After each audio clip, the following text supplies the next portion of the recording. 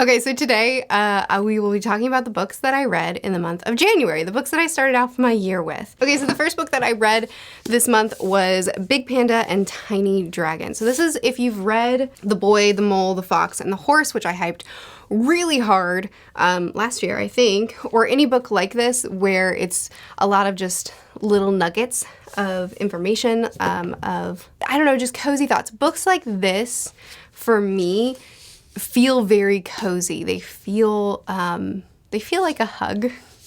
That's probably really cheesy to say, but it actually feels really accurate. A lot of the little nuggets of information, the little ideas that are presented here are very basic and not revolutionary, but they're nice little reminders. And some of it is stuff that I stop and think about for a while. If you were to read this book through, it would probably take you an hour because it's very simple, but I really enjoyed it. This one is in particular split up by season, and I really enjoyed reading a season a day, or I may have read a season in the morning and then a season in the evening and then did that twice. So it may have taken me 2 days to get through this. It doesn't matter. The point is I really, really enjoyed this, and there were quite a few little spots that I tabbed that I thought were good things to reflect on and remember and come back to every now and then.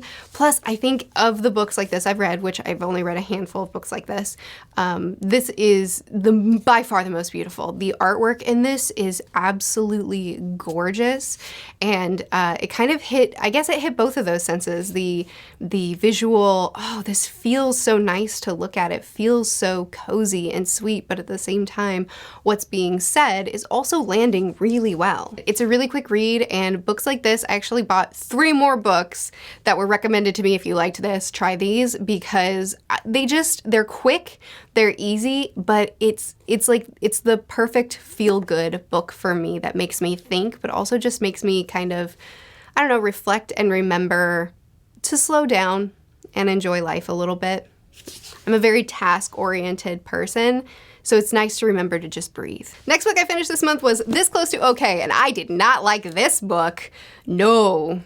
This book is, I don't know, I guess it's like a cross between literary fiction and romance, and quite frankly, I think it did a poor job at both. I don't know why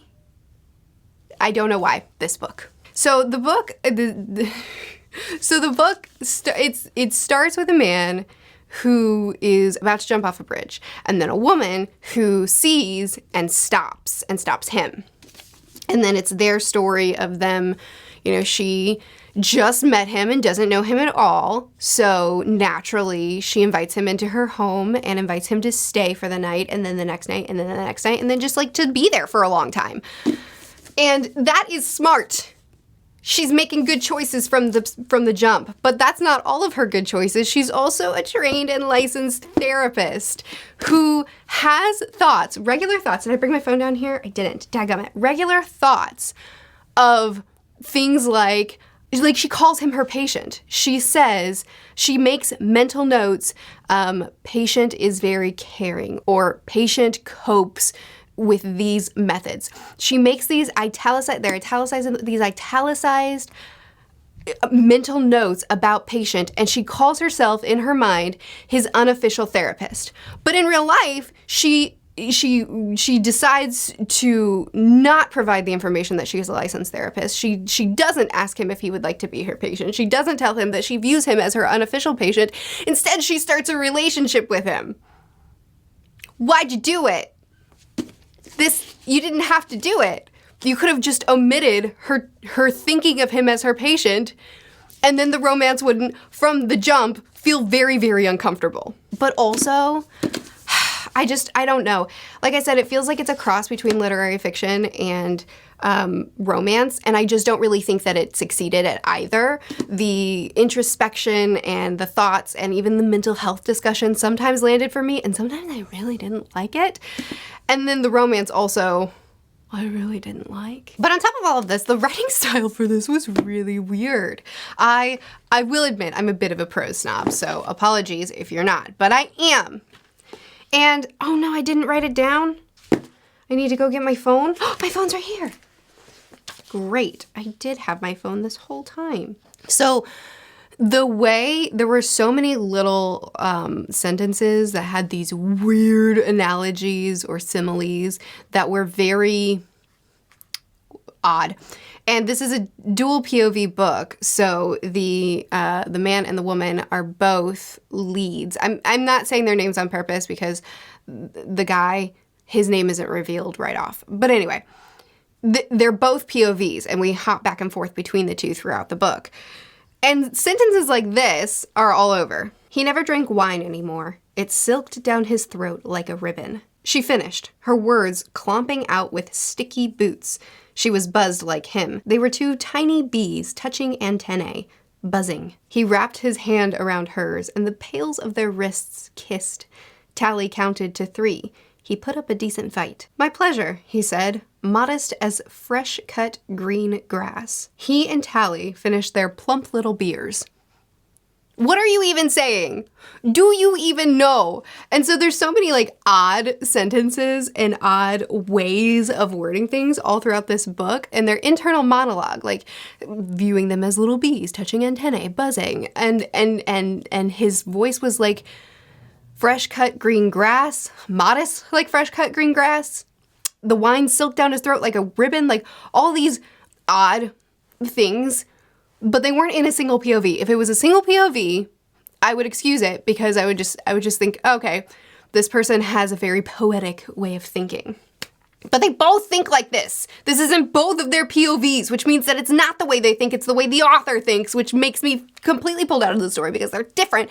They're two different people that don't think in different ways. And they're both really dumb. They both are constantly making choices, omitting information, and manipulating in ways that it's like, you're not good at this relationship. You did a poor job. You're bad at it. There were things that she did that I've already expressed that were very uncomfortable, and more. That's not all. Then there were things that he did that were not forgivable, and he was forgiven so easily.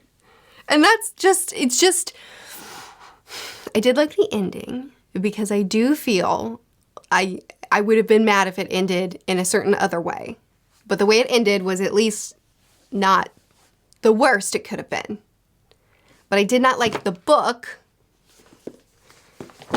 I didn't enjoy it.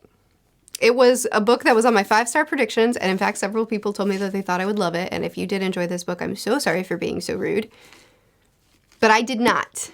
And I am really, really good at picking books and thinking I'm gonna love them, and then having to force myself to finish them because it's a buddy read and I feel bad for quitting on my friends. Lady Trent, Book 3, The Voyage of the Basilisk. So this is the first book is called A Natural History of Dragons. This is the book, the first book. I don't own the third book. I listened to this one on an audiobook, and I loved it. This is probably, definitely it is. It's my favorite of the 3 so far.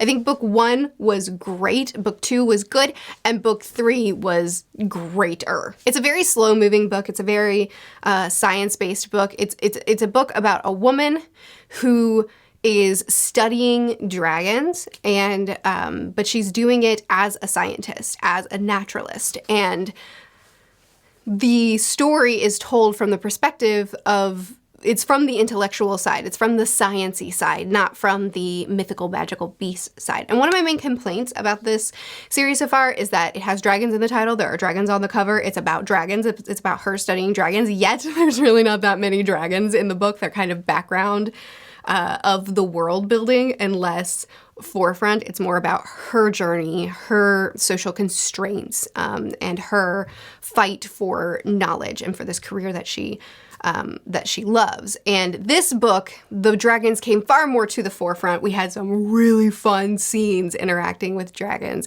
with still the core of what the books are being absolutely what the books are about. Also, one thing that I didn't really like about book 2, for personal reasons, changed. There was an arc, and in book 3, I'm so pleased with the direction that it's going in. I think whenever I finish the series, I'll do a spoiler talk, and I'll be less vague about these things because you have no idea what I'm talking about. But I felt like this book hit that balance of the adventure and the excitement with the also balanced with the knowledge and with the studiousness and with the ridiculousness that is our lead character.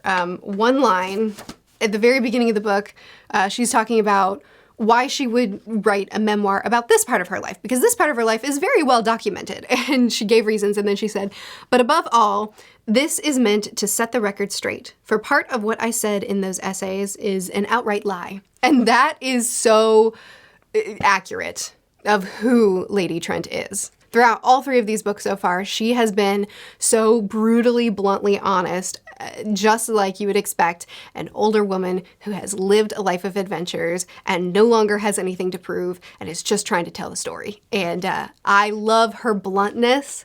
I love how she talks about something and says, it may sound heroic to you, but I want to be very clear, it was not. I did it for the science. I did it because I wanted to collect the sample, not because I was trying to protect those people. And I just really love her bluntness of, I have nothing to prove to you at this point in my life, so let me just tell you the truth. I really, really like her narration and her tone. Obviously it's fiction, but it does feel like a memoir. Next book I finished is The Secret Garden. Did I not grab that book? Surely I did. Oh, here it is. Next book I finished is The Secret Garden, which is a delight. I remember reading this as a kid. I don't remember if I finished it or I did. I totally did. I finished it. But I didn't remember anything about this. And oh, I enjoyed it so much. So this is about a young girl named Mary who was born and raised in India. Her parents were, I believe, her dad was a part of the government in England. I don't really remember. They were of status and of wealth, and she was kind of discarded. Her parents didn't really want to bother with her, didn't want to bother raising her, so she was raised by the servants that they had in India. And she was a bratty, spoiled child with absolutely no care for other people, with absolutely no consideration of anyone around her, and treated these servants terribly. She was the worst at the beginning of this book. And then the events transpire and she's sent off to Yorkshire to live with an uncle. And from there, she is treated very differently. She's not doted upon. She's not, all of her greatest demands are not met. She's not treated in any kind of special way. She simply is there, and she doesn't get to make demands or anything. And she has such a great arc as an individual, from this child who was discarded and spoiled and absolutely acts like it, to someone who learns compassion and learns to care for people and learns to have someone genuinely care for her. And it's lovely. But also in this time, she finds a secret garden, hence the title. And honestly, my favorite part of this book, well, my two favorite parts of the book, one were just her working in the ground.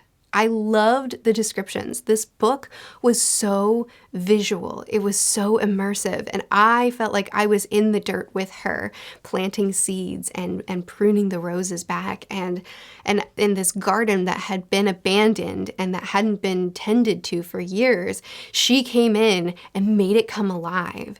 And those descriptions sound so boring, but in the book, honestly, I would have liked more of it. It was so, everything, her running through the gardens, the wind in her hair, her getting healthy, and her learning compassion and care. These things all felt like I was there, and this book just felt like magic. It's hard to explain. I loved it. It was so endearing to read. But then my other favorite part is her with this little boy named Dickens, or Dickon. Is there an S at the end of his name? Named Dickon, I'm pretty sure. Anyway, her friendship with him and him in general. I loved his character. Next book I read was The Midnight Library. So this was one of the Patreon buddy reads. So a bunch of us read it together, and it was really mixed. Some people really didn't like it. Some people really liked it. And it seems like that's kind of the way this book has been received. Some people love it, some people really super don't. The idea of this book are easy to like, and the execution, you're either gonna jive with Matt Haig's execution or you're just not.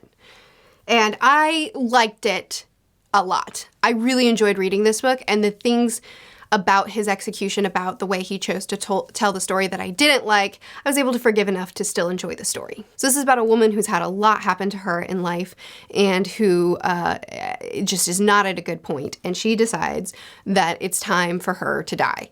And after she's made that decision, she is transported to the Midnight Library, which is this place in between life and death where it has who knows how many endless books of alternate dimensions of if she hadn't made this decision and if she had made that one, what would that life have been? Showing her the different futures she could have had. And in this in-between life and death state that she's in, she's able to open a book and be transported to another life, what could have been, and explore that, and potentially even choose one to live out the rest of her days in instead of dying. I really, really liked this book for what Matt Haig was trying to do. I think that it's probably super normal for people to wonder, what if, I used to live in this amazing place that I loved, that was beautiful and peaceful, and I lived around people that felt like family to me, that I was so happy in, and I lived there for a while, and I loved living there, and I decided to leave there and move in order to pursue a new opportunity for me. And I loved that new opportunity, and I was really happy. But I do look back at that sometimes and think, what if? What if I had stayed there just a little bit longer? What if I pursued opportunities later and I just lived in that community and lived with those people that were like family to me more? And I'm super happy with the choices that I've made. I'm very happy with my life. I have an amazing husband. I have wonderful children. I'm working, I have a job that I absolutely adore. I'm very happy. But I think that it's just natural to look back at parts of your life and say, yeah, but what if? What would it have been like? And this book kind of answers that in some ways. And I guess this is kind of a book of ideas. It's a book of philosophy. So I'm going to talk to you about it. Skip to this point if you don't want me to say it, because it kind of is what the book is about. 3, 2, 1. The book answers that, and the answer is it would be good, and it would also come with its own trials. It would be hard, and it would also be great. There's just as much opportunity for happiness and for hardships in all of the futures you could have chosen. And I really liked that message a lot.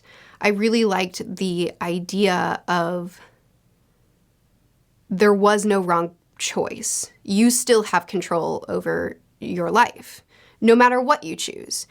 And, there are definitely bad decisions to make in life and things that will lead to hardships if you are, making choices that harm your life and other people's lives, the obvious ones.